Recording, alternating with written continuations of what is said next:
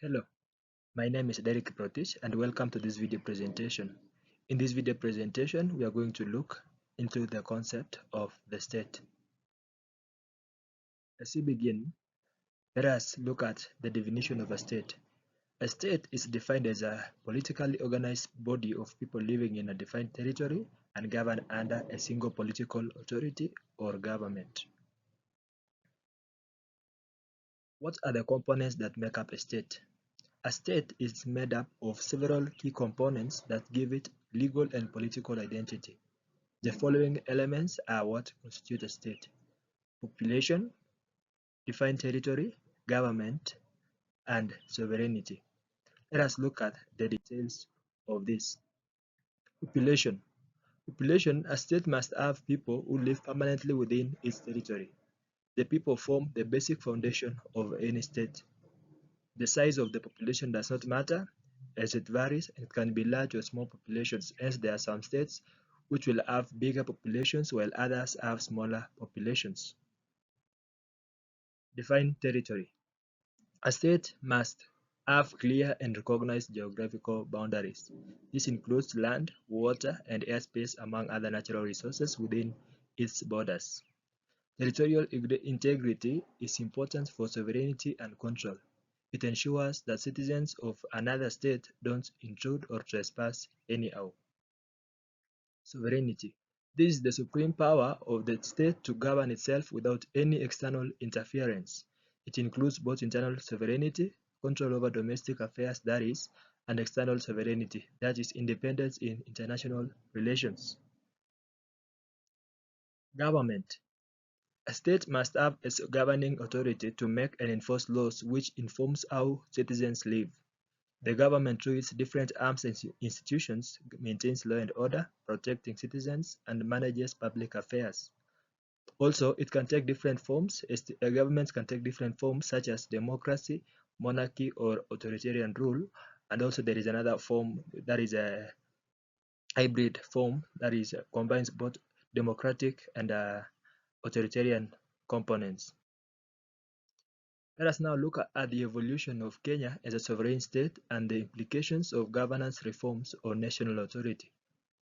The evolution of Kenya, first of all, as a sovereign state is a remarkable journey marked by struggles for self-determination, political transformation, and governance reforms that have significantly shaped the country's national authority. Sovereignty refers to the full right and power of a state to govern itself without external interference. Kenya's evolution towards sovereignty has been influenced by colonialism, independence movements, constitutional changes, and ongoing political and institutional reforms that continue to redefine the nature of government and authority. Colonial rule and struggle for independence. Let us begin with this. The foundation of modern Kenya as a political entity was laid during the colonial period. In 1995, Kenya became a British protectorate, and in 1920 it was declared a British colony. And during this period, the colonial administration centralized power, introduced discriminatory land policies, and marginalized the African population from governance. Africans were also denied political representation and economic opportunities, which bred resentment and also resistance. The struggle for sovereignty intensified after World War II. That is, nationalist movements emerged, notably the Kenya African Union, the KAU, which advocated for African political participation and land rights. The armed resistance during the Mau Mau uprising in 1952 to 1960 was a significant turning point, as it highlighted the determination of Kenyans to end colonial rule. Growing local and international pressure forced the British government to initiate constitutional talks that eventually paved way for independence. Independence and the birth of a sovereign state. Kenya gained internal self-rule in June 1963 and full independence on 12 December 1964 when it became a republic, becoming a sovereign state with Jomo Kenyatta as its first prime minister. A year later, Kenya became a republic. Sovereignty at this age meant the transfer of political authority from British colonial administration to an indigenous government. However, the early post-independence period was characterized by a centralized system of governance inherited from the colonial state, the new government prioritized national building, economic development, and the consolidation of political power under the ruling party. Post-independence centralization and one-party rule. During the 1960s and 1970s, Kenya experienced significant centralization of power. The regional government system established at independence was quickly dismantled and authority was concentrated in the executive branch. By 1982, Kenya had officially become one-party state under Kenya African National Union, that is KANU. Political opposition was suppressed and national authority was exercised in a top-down manner. This period saw relative stability but also increasing authoritarianism, weakening of democratic institutions, and limited citizen participation in governance.